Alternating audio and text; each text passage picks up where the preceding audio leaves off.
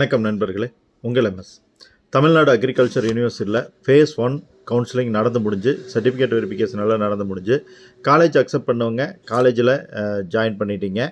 Certificate verification முடித்ததுக்கப்புறம் உங்களுக்கு இதுக்கு முன்னாடி இருக்கக்கூடிய பெஸ்ட் காலேஜஸ்க்கு மூவ் ஆகணும்னு நினச்சவங்க வந்து ஸ்லைடிங் கொடுத்துட்டு வந்திருந்தீங்க.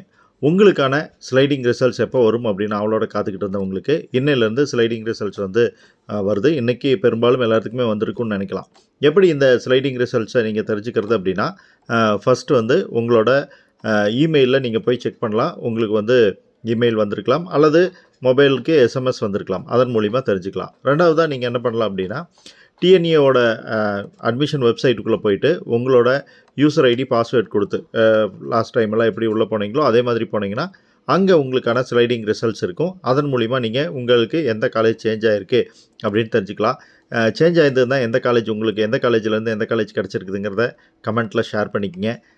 சேஞ்ச் ஆகாதவங்க அடுத்த ஸ்லைடிங் கொடுக்குறீங்களா இல்லையா அப்படிங்கிறத வந்து நீங்கள் டிசைட் பண்ணிக்கலாம். சர்டிஃபிகேட் வெரிஃபிகேஷன் திரும்பவும் தேவைப்படுமா அப்படின்னு கேட்டால், ஏற்கனவே சர்டிஃபிகேட் வெரிஃபிகேஷன் போயிட்டு தான் ஸ்லைடிங் கொடுத்துருக்கீங்க. அதனால் உங்களுக்கு மறுபடியும் சர்டிஃபிகேட் வெரிஃபிகேஷன் இருக்காது. தகவலை ஃப்ரெண்ட்ஸோட ஷேர் பண்ணுங்கள்.